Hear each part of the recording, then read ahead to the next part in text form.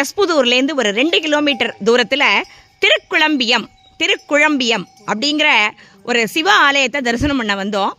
ரொம்ப அற்புதமான ஒரு சிவாலயம். அந்த இங்கே இருந்த சிவாச்சாரியார் மூலமாக அந்த கதையெல்லாம் நாங்கள் கேட்டு தெரிஞ்சுட்டோம். ரொம்ப சிறப்பான விஷயமா இருந்தது. இப்போ அங்கே வந்து ஒரு பசு மடம் நிர்வாகம் பண்ணுறா. அது என்ன வெரைட்டி பசுன்னு சொன்னேன்மாமா?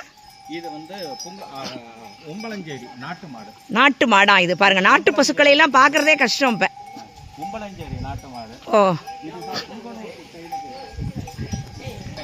புங்கனூர் குட்டை. இது உயரமே இவ்வளவுதான். ஓ, இதோட பால் அவ்வளவு மருத்துவ குணம் உள்ளது. ஓ, இதோட பால் 1 லிட்டருக்கு மேல கறக்காது. ஓ, அந்த பால் எவ்வளவு கள்ளி சொட்டு மேல இருக்கும். அவட கழுத பால் மேல அவ்வளவு திக்கா இருக்கும். ஓ, இதுக்கு மேல ஹைட் ஆகாது. இவ்வளவு இதுதான் அதிகம். ஓ, இதுவே கொஞ்சம் அதிகம். ஓ, இது வந்து ஆந்திரால வளரும். ஓ, வெங்கடாஜலபதிக்கு இந்த மாட்டு பால் தான் அபிஷேகம் பண்றது. ஓ, சூப்பர். அடுத்து இது காராம் பசு. காராம் பசு கருத்து இருக்கும். ஓ, மடி கருப்பா இருக்குமா? அதுக்கு மட்டும் சுவாமிக்கு மட்டும் கால் நகர்த்தறி.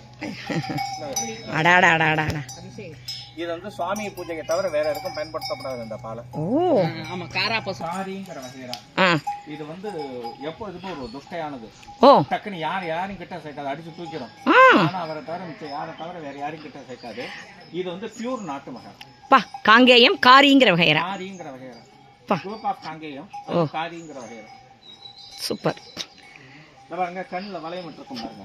இந்த கண் வளையலாம் அவ்வளவு சீக்கிரத்துல யாரையும் நம்பிடக்கூடாது. இதை யார் நீங்க போன எல்லாம் கிட்ட வரும், டக்குன்னு ஒரே தூக்கா தூக்கிடுங்க. ரொம்ப கொஞ்சம் உக்கிரமானது, பழக்கம். Okay okay. ரொம்ப சிறப்பான ஒரு சிவதரிசனம் மட்டுமல்லாமல் இங்கே ஒரு இந்த பசுமடத்தையும் நாங்கள் தரிசிக்கக்கூடிய பாக்கியமும், இந்த மாதிரி வெரைட்டியான பசுக்களை பற்றி தெரிஞ்சுக்கக்கூடிய பாக்கியமும் ஸ்ரீ மங்களலலிதா மண்டிலிருந்து இன்னைக்கு கிடைச்சதுக்கு நாங்கள் ரொம்பவே சந்தோஷப்படுறோம்.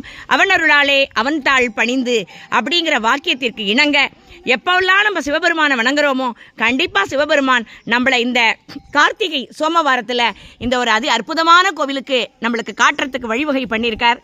இந்த பாக்கியமும் பேரருளும் எங்களுக்கு எப்பொழுதும் வேணும்னு சுவாமி முன்னாடியும் அம்பாள் முன்னாடியும் நாங்கள் பிரார்த்தனை பண்ணிக்கிறோம். உலகத்தில் உள்ள அனைத்து ஜீவராசிகளும் நன்றாக இருக்க வேண்டும், எவ்வித குறைவும் இல்லாமல் இருக்க வேண்டும் அப்படிங்கிற பிரார்த்தனையை இன்னைக்கு நம்ம சுவாமி முன்னால் வைக்கிறோம். இதை பார்க்குறவா எல்லாருமே இந்த கோவிலுக்கு வந்து இந்த சுவாமி அம்பாள் இந்த பசுமடத்தெல்லாம் தரிசனம் பண்ணுங்கோ. ரொம்ப சிறப்பான ஒரு பதிவை உங்களுக்கு இதில் நான் பதிவிட்டிருக்கிறேன். நன்றி. நமச்சிவாய வாழ்க, நாதன் தாள் வாழ்க.